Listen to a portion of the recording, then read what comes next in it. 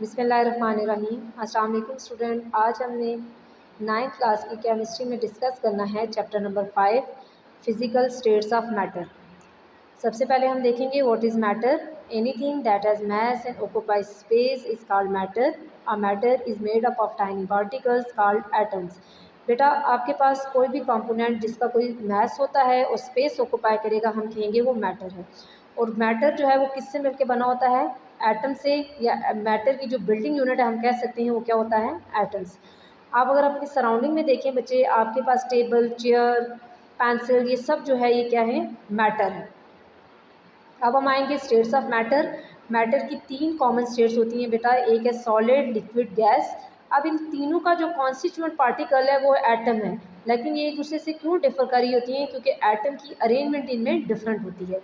सबसे पहले हम देख लेते हैं सॉलिड्स। बेटा ये जो सॉलिड्स होते हैं इनका रिजिड स्ट्रक्चर होता है, एक स्पेसिफिक वॉल्यूम और शेप होती है इनकी। और जो सॉलिड के एटम्स हैं वो एक दूसरे के साथ क्लोजली पैक्ड होते हैं, उनके दरमियान में फोर्स ऑफ अट्रैक्शन स्ट्रॉन्गर होती है। सेकंड जो हमारे पास स्टेट है मैटर की बचे वो है लिक्विड्स।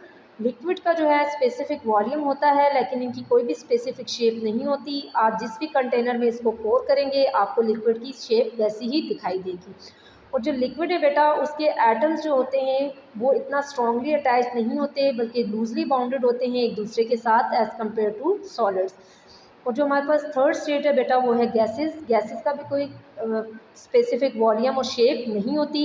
इनके एटम्स के दरमियान में लार्जर स्पेसेस होती हैं, वो डिस्टेंस के ऊपर होते हैं और उनकी कोई भी स्पेसिफिक शेप नहीं होती। नेक्स्ट है बेटा inter conversion of states of matter. Matter की जो स्टेट्स हैं वो इंटर कन्वर्टेबल होती हैं। हम टेम्परेचर को चेंज करके एक स्टेट को दूसरी स्टेट के अंदर कन्वर्ट कर सकते हैं। अब अगर आप देखें बेटा हमारे पास एक फिनोमिनन है मेल्टिंग, जिसमें जो सॉलिड है उसको टेम्परेचर प्रोवाइड करेंगे तो वो कन्वर्ट हो जाता है लिक्विड के अंदर। आप इसकी एग्जांपल डेली लाइफ से ले सकते हैं आइस की। आइस को अगर आप टेम्परेचर प्रोवाइड करेंगे आप देखें वो लिक्विड के अंदर कन्वर्ट हो जाती है और इस प्रोसेस को हम कहेंगे मेल्टिंग। अब इसी तरह से अगर आप बेटा टेम्परेचर को लो कर देंगे, वाटर को लो टेम्परेचर प्रोवाइड करेंगे तो फ्रीज होके कन्वर्ट हो जाता है सॉलिड के अंदर। फिर है हमारे पास बेटा सब्लिमेशन।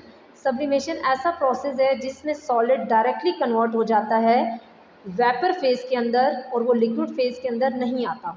देन हमारे पास है कंडेंसेशन। कंडेंसेशन एक ऐसा प्रोसेस है जिसमें हमारे पास जो वेपर्स हैं टेम्परेचर लो होने पे वो कंडेंस बैक हो जाते हैं लिक्विड के अंदर। तो इस तरह से हमें यहाँ से ये चीज़ समझ आ रही है कि हमारे पास तीनों स्टेट जो हैं वो इंटर कन्वर्टेबल हैं बाय चेंजिंग द टेम्परेचर। हम टेम्परेचर को लो भी करके उसको चेंज कर सकते हैं और हाई करके भी। तो उसमें ये होता है कि सॉलिड लिक्विड में कन्वर्ट हो जाएगा, देन लिक्विड वेपर्स के अंदर। अगेन रिवर्स में भी ये रिएक्शन जा सकता है बाय चेंजिंग द टेम्परेचर। हम वेपर्स को लिक्विड में और लिक्विड को अगेन सॉलिड के अंदर कन्वर्ट कर सकते हैं। होप सो बेटा आज आपको ये कॉन्सेप्ट क्लियर हो गया होगा। Thank you so much.